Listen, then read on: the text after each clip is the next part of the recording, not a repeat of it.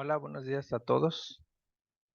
Gracias por su asistencia a esta plática de cómo lo mido las propiedades térmicas de los materiales, que es una charla y una demostración experimental para el público en general, no especializado, sobre conceptos relacionados con las propiedades térmicas de los materiales y su medición.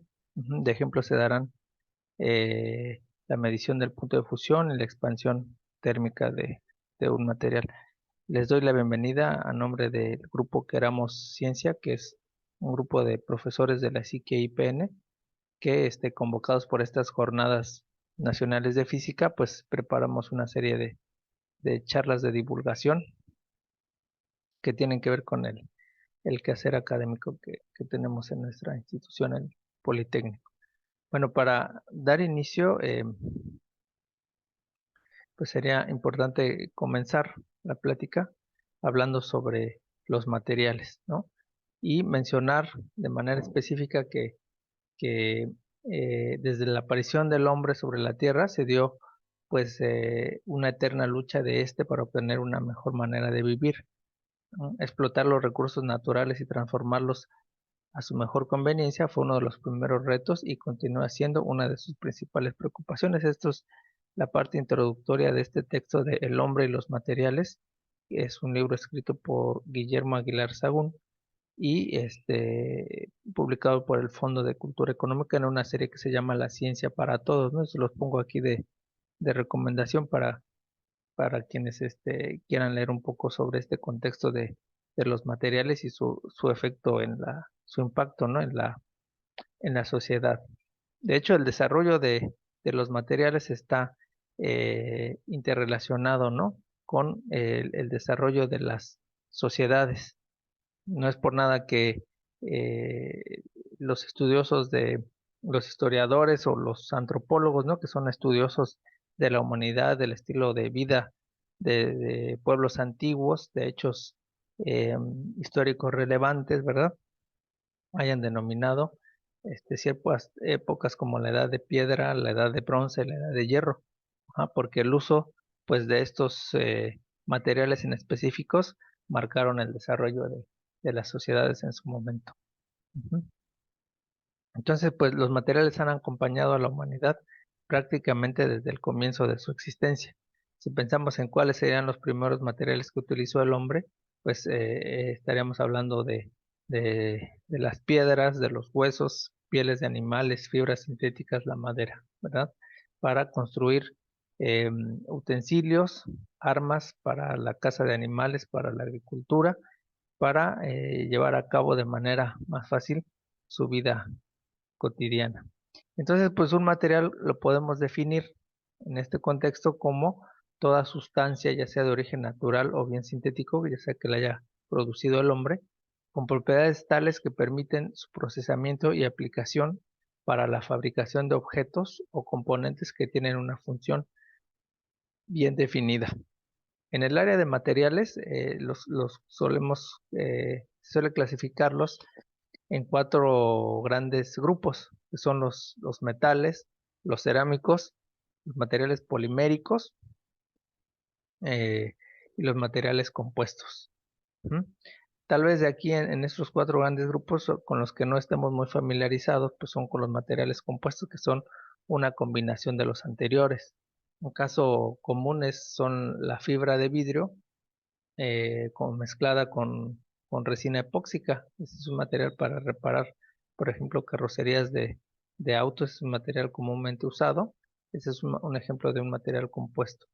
Y bueno, en nuestra vida cotidiana, pues hemos adquirido, ¿verdad? Todos, cada uno de nosotros, pues un conocimiento, pues de manera empírica sobre los materiales y sus propiedades. Sabemos que los metales son buenos conductores de la electricidad, sabemos que los cerámicos tienen propiedades de resistencia a altas temperaturas, una propiedad que en cerámica se le llama refractariedad, o que los polímeros, pues hay algunos, no todos, pueden reblandecerse con ciertas temperaturas y tomar otras formas, ¿verdad? Entonces, este es un conocimiento que hemos adquirido, pues, porque en nuestro quehacer cotidiano lidiamos con todos estos tipos de materiales y los utilizamos para resolver nuestras necesidades. Entonces, entre las propiedades, pues las podemos clasificar de diferentes maneras, ¿no? Esta es una que aquí se propone.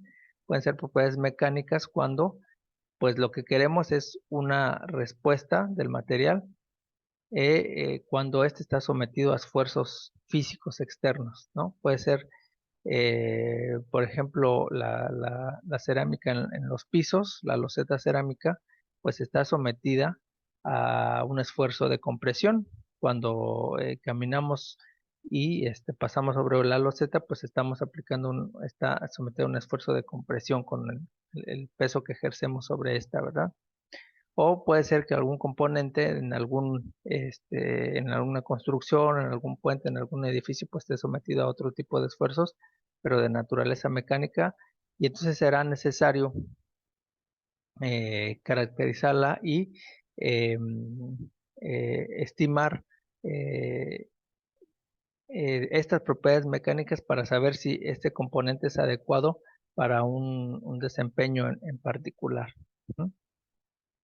Pueden ser propiedades químicas. En este caso estaríamos hablando de cómo el material reacciona en un entorno determinado, ¿no? Que puede involucrar una reacción. Por ejemplo, los materiales metálicos experimentan corrosión. Los materiales poliméricos también experimentan una degradación por la radiación solar. Entonces, en este caso estaríamos hablando de propiedades químicas. Propiedades ópticas, eh, por ejemplo, algunos cristales que pudieran tener cierto grado de transparencia o opacidad, o en este que pongo aquí una imagen de unos lentes que son capaces de polarizar la luz, ¿verdad? La luz pasa a través de este medio y por decirlo de algún modo, la línea, ¿no? Entonces eso nos permite una mejor visión, por ejemplo, unos lentes que utilizamos para conducir. Pueden ser también propiedades eléctricas como los materiales conductores, el cableado de las casas de habitaciones, pues se utiliza alambre o cable de cobre, que sabemos que es un buen conductor eléctrico. Propiedades magnéticas o las que hoy es nuestro caso, las propiedades térmicas. En el caso específico de las propiedades térmicas, pues estaríamos eh, considerando, ¿verdad?, que estas propiedades son la respuesta a un estímulo externo del material, de manera específica el calor. ¿No? Esta energía en tránsito que fluye desde una zona de alta temperatura a una de menor temperatura hasta encontrar el equilibrio. Es decir, estas propiedades térmicas son una función de la temperatura que alcanza el material bajo ciertas condiciones de operación. Y se puede expresar de diferentes maneras. Por ejemplo, puede ser una propiedad térmica es la conductividad térmica, puede ser la expansión térmica, que un material cambia en sus dimensiones por efecto de un aumento en su temperatura, que el material se dilate. Ajá. Puede ser un punto de fusión, o sea que el material cambia de estado de agregación, pasando de sólido a líquido, o la resistencia al choque térmico, que es una propiedad del material para resistir cambios bruscos de temperatura sin fracturarse. Ujú. Entonces aquí les pongo dos imágenes, por ejemplo las soldaduras. Nosotros sabemos que las soldaduras vienen en una especie de alambre, eh, las soldaduras de base estaño, tienen algunos otros componentes, son de hecho algo que se llama en metalurgia como aleaciones metálicas, tienen más de un metal ahí como constituyentes, y entonces estas pues al aplicar energía calorífica por medio de una combustión, de un soplete, por ejemplo, pues podemos promover cambio de estado de agregación a una fase líquida que eh, este, pues infiltra en la cavidad de estas tuberías y al solidificar las mantiene unidas y sella las posibles huecos por donde pudiera haber alguna fuga de algún líquido o de un gas, ¿verdad? Entonces, todas estas propiedades, pues es muy importante caracterizarlas. Ajá, y tener datos específicos sobre, por ejemplo, el punto de fusión, a qué temperatura ocurre para un material dado. Entonces, de ahí su importancia. Ajá. Dice aquí, ¿por qué la medición de las propiedades térmicas de un material es importante? Entonces, pues nos proporciona información de las condiciones de trabajo a las cuales puede usarse dicho material. Ujú. ¿A qué temperatura puede operar ese material? Además, nos proporciona información para el diseño de componentes. Ujú. Se puede estudiar un proceso de descomposición térmica del material, o sea, cuando calentamos un material, si este se degrada, cómo si sucede en una sola etapa, en varias etapas, cómo sucede todo este proceso, se puede estudiar por equipos especializados como los que más adelante les vamos a mostrar.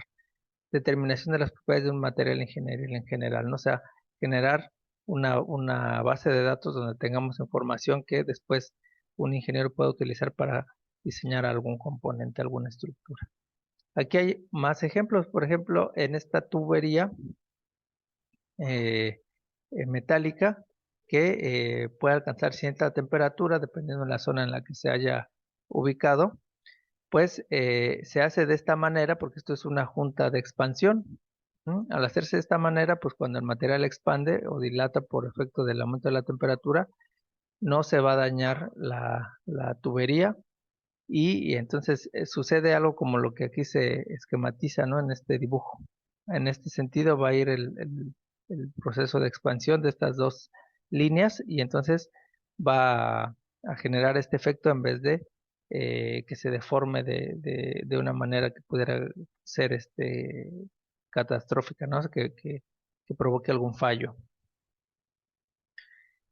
Aquí hay otros ejemplos de juntas de expansión térmica o de dilatación. Este es en el caso de las vías férreas, ¿verdad?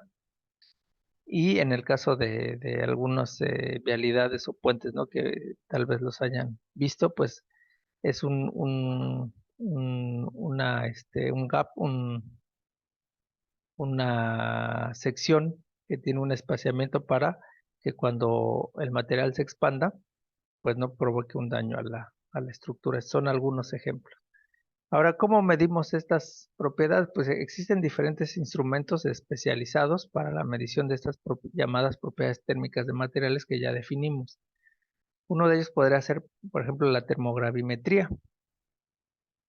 En la termogravimetría se utiliza un equipo que se llama termobalanza y es una balanza que funciona también aplicando, elevando la temperatura del material muestra. ¿Mm? Es un horno, es una combinación entre un horno y una balanza. ¿Mm? Entonces vean, pero es una balanza que no es muy común, es una balanza especializada que puede medir del orden de microgramos. ¿Qué es un microgramo? Aquí, para entender esto, pues aquí ponemos que un kilogramo pues es igual a 100 gramos. Es una escala común para nosotros. Vamos a la tortillera por un kilogramo, ¿verdad? De tortillas o 200 gramos de almendras, ¿verdad? O de chiles secos.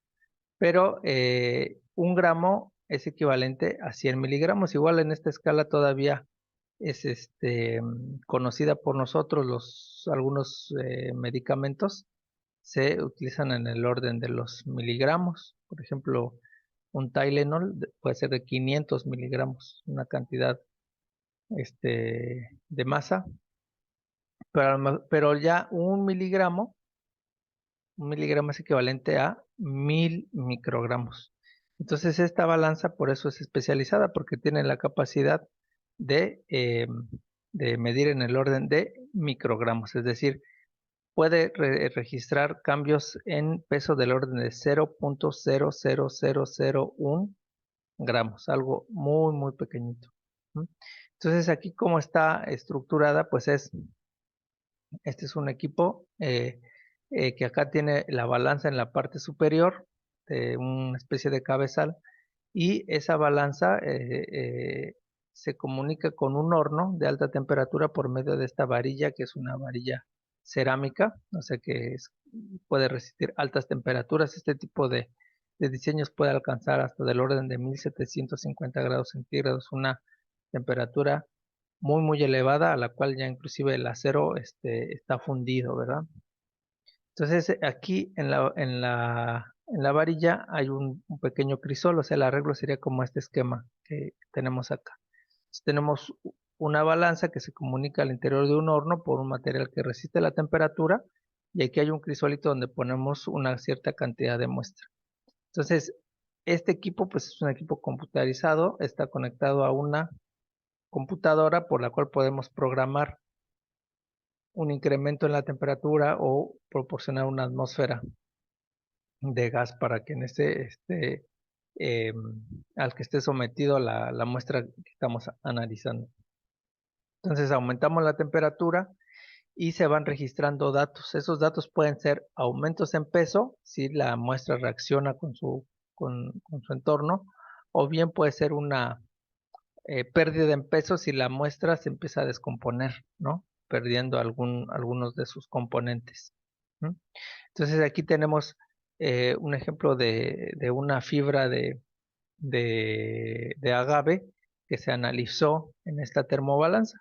Entonces, aquí se registra, el equipo genera este tipo de curvas, este tipo de gráficos que registra un cambio en peso por la balanza con respecto a la temperatura a la cual está sometido el material. Entonces, estos como escaloncitos, pues nos van indicando pérdidas en peso que al analizarlo detalladamente podemos atribuir a, a etapas consecutivas de la descomposición del material que se está analizando. Entonces podríamos poner un material, analizarlo y decir, ok, ese material pues tiene una temperatura de operación que no debe sobrepasar tal temperatura, porque en ese momento ya el material estaría descomponiéndose. Otro equipo pues son los dilatómetros. Ajá. La dilatometría es una técnica en donde se mide cambios de longitud. Ujú. Cambios porque los materiales tienden generalmente a expandirse por el efecto del incremento de su temperatura. Ujú. Esto es algo que se llama como coeficiente de expansión térmico. También hay materiales que tienen un coeficiente de expansión térmico cercano a cero, y hay unos cuantos materiales que pudieran tener un coeficiente de expansión térmico negativo, o sea que contraen, pero en su mayoría es un coeficiente de expansión térmico que implica un aumento del volumen del material, ¿no? Nosotros lo podemos medir en una dimensión y estaremos midiendo un cambio de longitud. Entonces se utiliza un equipo como este tipo. Aquí tenemos un horno. También son equipos, los modernos son computarizados, entonces se obtienen este tipo de gráficos de manera automática prácticamente. Aquí se tiene una varilla que al interior del horno, ajá, llega hacia la muestra. Aquí se está la muestra. Estos puntitos están esquematizando los elementos del horno que suben, que calientan, ¿verdad? Las resistencias del horno. Aquí sería la muestra y esta varilla que está en contacto con la muestra. Entonces, si el material expande, aumenta su dimensión, pues esta varilla tendrá un desplazamiento en esta dirección y se registrará por el equipo. O bien, si el elemento que se está midiendo contrae, hay una contracción, pues la varilla tendrá un desplazamiento en ese sentido y también será registrado. Aquí tenemos un ejemplo de estas curvas de dilatometría, donde aquí en el eje Y pues se tiene un delta de longitud, es decir, una relación entre las longitudes que se están registrando contra la longitud inicial de referencia en función de la temperatura, y al hacer mediciones o el análisis de estas curvas podremos determinar propiedades como el coeficiente de expansión térmica. Ok, pues vamos a pasar con mis compañeros a la primera parte de la experimentación. Vamos a hacer una pequeña demostración de el punto de fusión y la expansión térmica de un material, y posteriormente una visita virtual al laboratorio para conocer el equipo de medición de estas propiedades.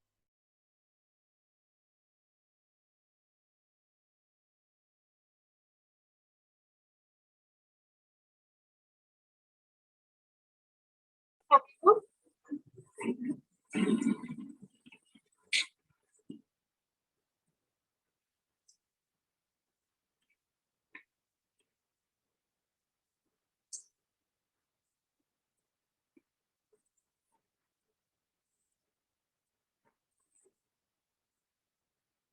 vamos a ver qué temperatura está alcanzando.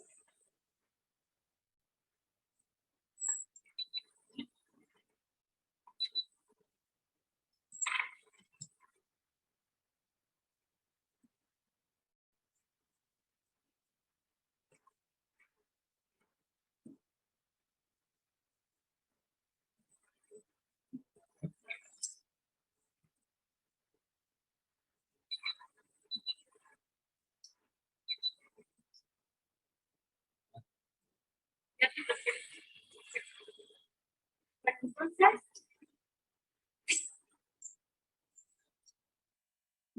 vamos a dejar de calentar y vamos a tomar nuevamente la broca y vamos a ver que ha sufrido una dilatación del material y entonces ahora sí entra. Ay.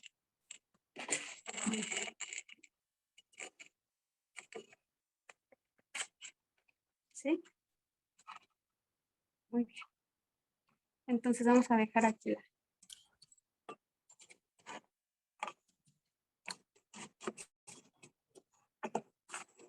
Ya sé. Como ya se enfrió, ya se quedó atrapado. Bueno, pero vimos que pues el material sufrió dilatación como respuesta al calentamiento que sufrió, al tratamiento térmico, y bueno, pues gracias a ello pudo incrementar el diámetro interior de esta arandela y pudo entrar lo que es la broca. ¿Vale? Entonces vamos a dejarla aquí. ¿Sí?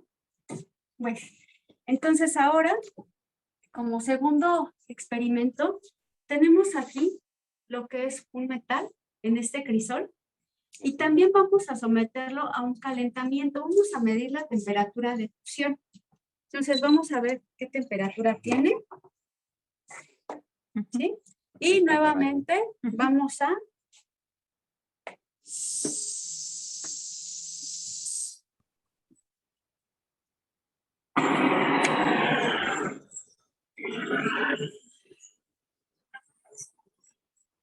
medimos la temperatura.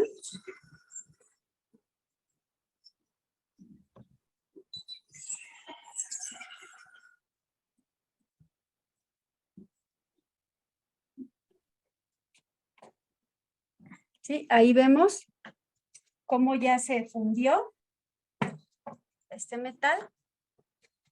¿Sí?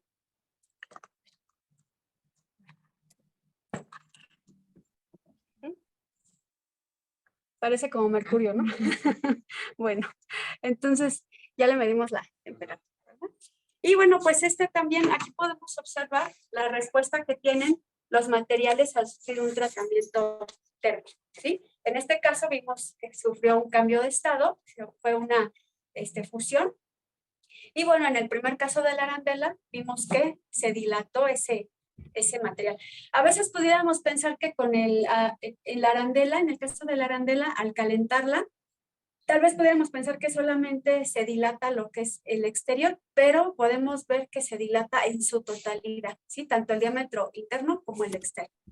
Entonces, bueno, habiendo concluido estos breves experimentos, que tengamos en cuenta que estos experimentos pues son para público no especializado en la materia, debido a eso es sus sencillas. Y ahora pues vamos a ver cómo podemos medir estas propiedades térmicas de los materiales. Para ello vamos a trasladarnos a donde tenemos un equipo que es para hacer análisis termogravimétrico. ¿Sí? Vamos para allá.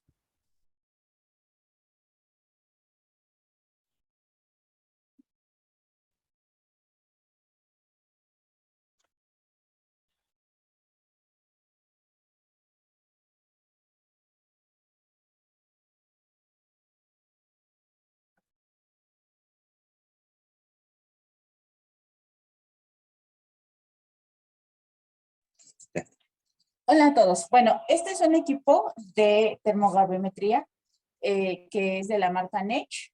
Consta de un módulo principal, una fuente de poder y tenemos un regulador. Y en este equipo nosotros hacemos un tratamiento térmico, o hacemos un análisis térmico, que puede ser un análisis termogravimétrico o un análisis diferencial térmico. Y para poder realizar estos experimentos, nosotros también nos auxiliamos de gases. Podemos tener gases que son gases inertes o gases reactivos, y estos gases están conectados hacia el equipo. El equipo consta de un módulo en el que nosotros tenemos la balanza y luego tenemos un cabezal en el que nosotros tenemos un horno. Tenemos dos botones, un botón para subir y un botón para bajar, y por la parte lateral del equipo tenemos un botón que nos permite controlar para subir o bajar el cabezal.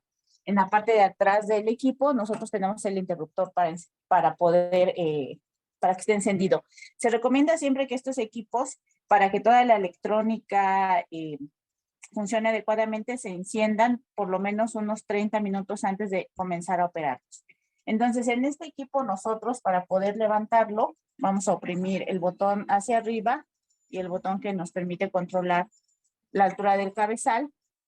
Este cabezal, en la parte superior se encuentra el horno y lo podemos mover para poder tener una visión mejor de las balanzas. Estos dos cilindros que son de alumina son en donde nosotros colocamos los pequeños crisoles, como podemos ver aquí. Este es un crisol de referencia, es un crisol de alumina de alta pureza y tiene una tapa. Este crisol nos sirve como una referencia, y en el lado derecho nosotros colocamos un crisol que debe de contener la muestra. Estos crisoles son crisoles muy pequeñitos que tienen pues diferentes dimensiones.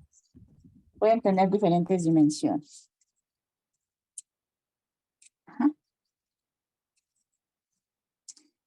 Y tapas. Diferentes dimensiones y tapas. Lo que nosotros hacemos es colocar en estos pequeños crisoles la muestra que nosotros vamos a analizar. Procuramos no llenarla a más de la mitad del crisol y la pesamos. Pesamos el crisol vacío y con tapa, y posteriormente pesamos el crisol con muestra y con tapa. Y este crisol se coloca en esta parte de nuestro equipo. Una vez que el crisol se encuentra colocado ahí, con mucho cuidado, pensando que este crisol ya ha sido pesado y contiene una muestra, se coloca con mucho cuidado en esta superficie, tratando de que no se muevan mucho nuestras balanzas, y finalmente cerramos el cabezal y lo bajamos.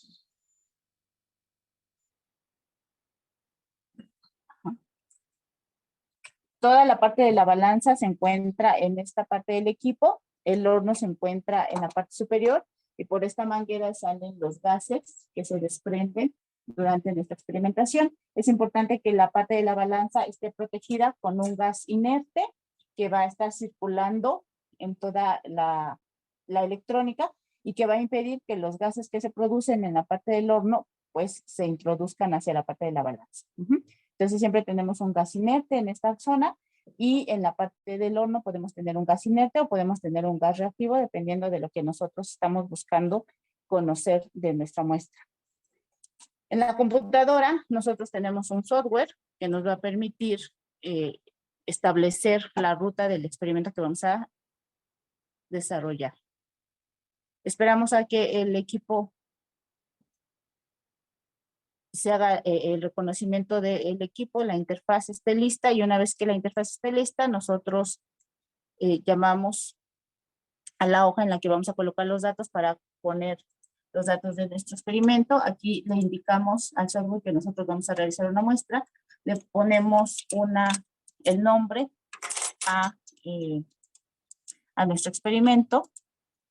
Le ponemos los datos de la masa que pesamos, pues es una masa pequeña, a lo mejor de unos 5 miligramos.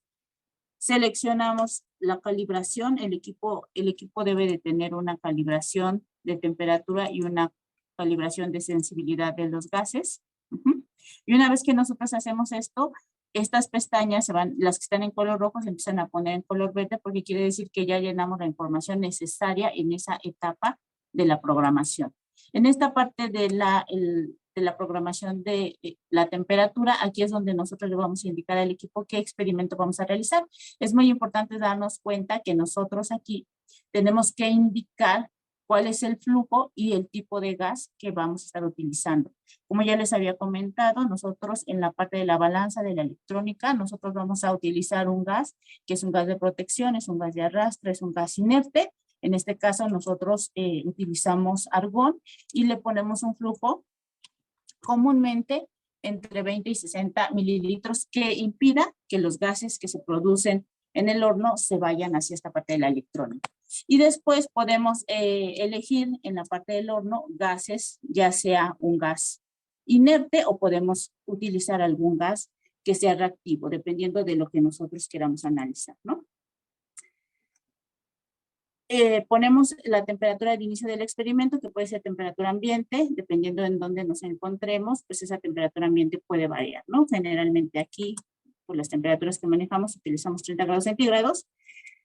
Y después el equipo nos va a permitir hacer diferentes experimentos. Podemos hacer un experimento dinámico en el que nosotros elevamos la temperatura desde temperatura ambiente hasta una temperatura de 700, 800 hasta 1000 grados Celsius, o podemos hacer un análisis isotérmico en el que nosotros elevamos la temperatura hasta 200 grados, por ejemplo, y la dejamos ahí por un tiempo de permanencia determinado, ¿no? Que pueden ser horas o minutos.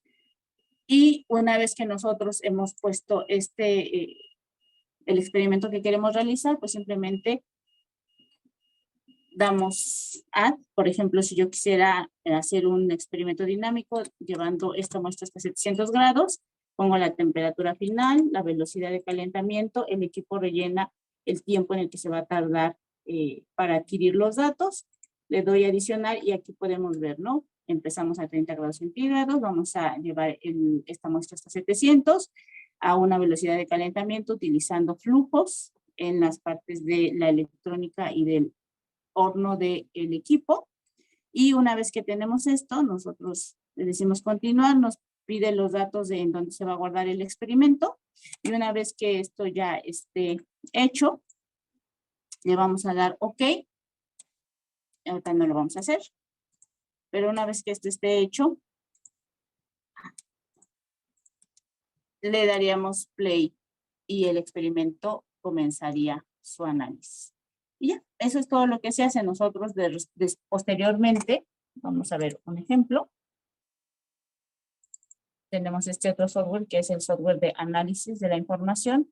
Nosotros podemos abrir algún análisis que hayamos corrido previamente y podemos observar, ¿no? Tenemos dos gráficos, el gráfico en color verde que nos indica la pérdida o ganancia de masa del material que estamos analizando, en este caso es una pérdida, y el gráfico de color azul que es una curva de ETA que nos puede indicar qué fenómenos están ocurriendo dentro de nuestra muestra. Y así es como nosotros realizaremos una prueba de termogravimetría con análisis diferencial.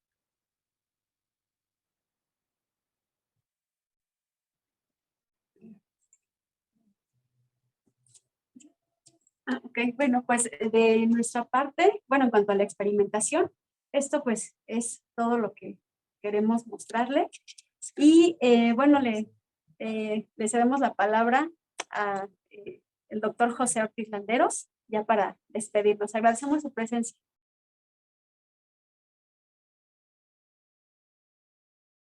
Gracias, Wendy, y gracias a todos por su asistencia. Igual, si tienen alguna pregunta o comentario, lo podemos hacer aquí por el chat, ¿no? Antes de dar por terminada la charla. No sé si alguien ¿Surgió alguna pregunta o comentario de lo que platicamos?